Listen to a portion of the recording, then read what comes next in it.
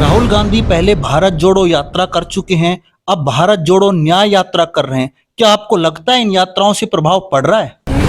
नरेंद्र मोदी ने राम मंदिर का उद्घाटन किया और एक मास्टर स्ट्रोक लगाया। क्या कांग्रेस इसको मैनेज कर पाएगी? 20 जनवरी से एक नया विवाद प्रारंभ हुआ राजस्थान में हिजाब का। क्या लगता है आपको?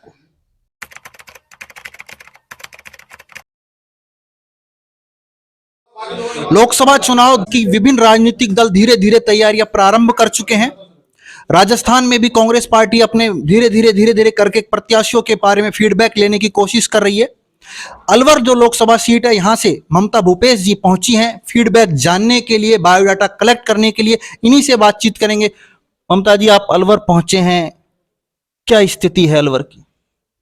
अलवर की तो स्थिति बहुत अच्छी है। अलवर के कार्यकर्ता बहुत जुझारू हैं और मैं समझती हूँ कि अलवर की जनता हमें आशीर्वाद इस बार देगी। हम आए हैं, चुनावों की प्रक्रिया प्रारंभ की हमारी पार्टी ने और ये प्रारंभिक बैठक है। इसमें सभी से फीडबैक लेंगे प्राथमिक तौर पे और उसके बाद में आगे की प्रक्रिया शुरू होगी।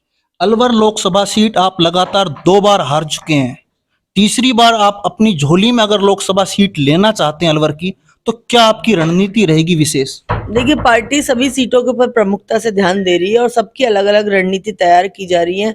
हर क्षेत्र का अपना एक अलग विजन होता है, वहाँ की अलग एक परिस्थिति होती है, वहाँ एक राजनीतिक समीकरण हर लोकसभा क्षेत्र का अलग अलग प्रकार का है। तो पार्टी हर लोकसभा क्षेत्र के हिसाब से अपना फीडबैक तैयार कर रही है और एक रोड मैप शुरू हम लोग करेंगे। राहुल गांधी पहले भारत जोड़ो यात्रा कर चुके हैं, अब भारत जोड़ो न्याय यात्रा कर रहे हैं। क्या आपको लगता है इन यात्राओं से प्रभाव पड़ रहा है? देखिए, मुझे तो बहुत खुशी है, मैं फ़ख्र महसूस करती हूँ कि मैं एक ऐसी पार्टी की कार्यकर्ता हूँ, जिस पार्टी के नेता ने इस देश के अंदर जो हालात पैदा हुए हैं भारतीय जनता पार्टी द्वारा, जो माहौल बनाया गया है सांप्रदायिकता के खिलाफ, उसके खिलाफ अपनी आवाज़ बुलंद करने के लिए हज़ारों किलोमीटर, लगभग 4000 किलोमीटर तो उन्होंने देश को पैदल नापा है। और अब वो न्याय यात्रा मणिपुर से शुरू की, जहाँ की महिलाओं को निवस्त्र कर किस तरह की गंदी हरकतें करी गई, पूरा देश शर्मसार हुआ और भारतीय जनता पार्टी के लोग वहां पे पहुंचे नहीं, नेताओं ने संज्ञान नहीं लिया, प्रधानमंत्री जी ने कोई वक्तव्य जारी नहीं किया। देश के मुखिया की जिम्मेदारी बनती है कि ऐसे मुद्दों के ऊपर अपनी चर्चा करे। हमारे नेता राहुल गांधी जी न्याय यात्रा लेके इस देश के अंदर चल रहे हैं। मैं समझती हूँ जितना हजारों लाखों की तादाद में जो जन समर्थन उमड़ रहा है, वो राहुल गांधी जी की सिद्धांतों, उनकी भावनाओं, उनकी बातों के आगे लोग उनके साथ में जुड़ के अपना उनके काफिले को मजबूती प्रदान कर रहे हैं, उनके काफिले को ताकत दे रहे हैं। और राहुल गांधी जी जिन मुद्दों को लेके इस देश की सड़कों पे चल रहे हैं, उनको देश की जनता एक्नॉलेज कर रही है। नरेंद्र मोदी ने राम मंदिर का उद्घाटन किया और एक मास्टर स्ट्रोक लगाया। क्या कांग्रेस इसको मैनेज कर पाएगी? काय का मास्टर स्ट्रोक है? राम आए हैं इस तरह की बातें करने, राम जी गए कहाँ थे? मैं तो ये नहीं समझ पा रही। राम हमारे हृदय में है, राम हमारी भावनाओं में है, हिंदुस्तान के लोगों के विचारों में है। उनके लिए इस तरह की बातें करना कि हम लेकर आए, नरेंद्र मोदी जी कहीं से लेकर आए हैं क्या राम जी को? सैकड़ों हजारों सालों से राम को इस देश के अंदर पूजा जा रहा है, माना जा रहा है। भारत का आदमी हमेशा अपनी बात को शुरुआत करते समय सबसे पहले राम राम करता है, कि किसी से अभिवादन भी अगर करता है तो राम राम करके अभिवादन किया जाता है। तो ये इस तरह की बातें जो देश के लोगों को सुना के, उनको दिखा के गुमराह करने का प्रयास किया जा रहा है, मैं समझती हूँ देश की जनता बहुत अच्छी तरह से जानती है कि ये प्रोपोगंडा है चुनाव के, और प्रोपोगंडा को किस लेवल पे लेना चाहिए जनता खूब अच्छी तरह समझती है। 26 जनवरी से एक नया विवाद प्रारंभ हुआ राजस्थान में हिजाब का। क्या लगता है आपको? देखिए, सबको अपनी अपना जीवन जीने का अधिकार है, हम किसी को नहीं कह सकते। हमारी हिंदू संस्कृति के अंदर भी महिलाएं घूंघट में रहती हैं, तो आप क्या उनकी जो सांस्कृतिक विचारधारा है, जो सांस्कृतिक बातें हैं, उनको किसी के ऊपर कुठाराघात करने का अधिकार नहीं है। सबको अपनी स्वतंत्रता है, कौन कैसे जीना चाहता है उसको जीने देना चाहिए। आपको क्या लगता है अलवर लोकसभा सीट कांग्रेस के खाते में कौन डाल सकता है?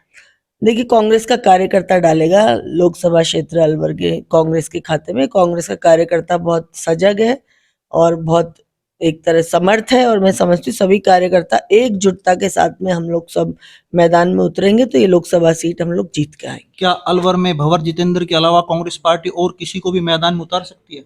देखिए, तो कांग्रेस की हमारी बहुत लेवल के कई चरणों के अंदर अभी स्क्रीनिंग होएगी। अब हम पीईसी के लोग हम लोग आए हैं, अभी सीईसी के अंदर जाएंगे, हमारी वर्किंग कमेटी में जाएगी, तो बहुत चरण हैं।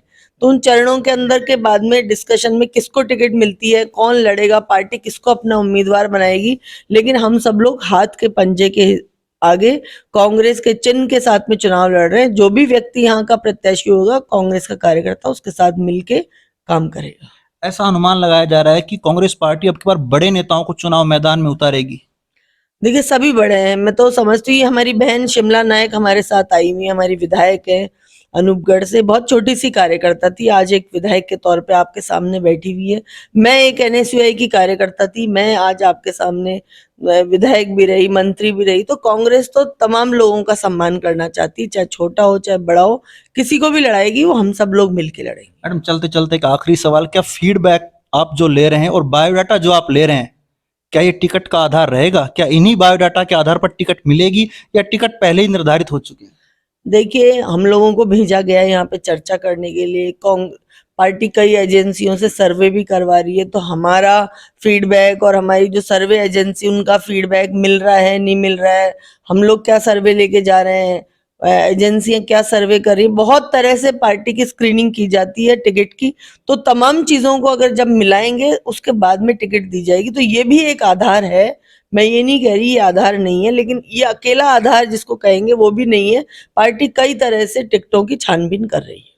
ये थी हमारे साथ राजस्थान सरकार की पूर्व मंत्री ममता भूपेश जी, जो अलवर पहुंची है लोकसभा चुनाव को लेकर जो गर्माहट हो रही है, यहाँ बायोडाटा कलेक्ट किए जा रहे हैं। संदीप यादव, वॉइस ऑफ प्रतिज्ञा, अलवर।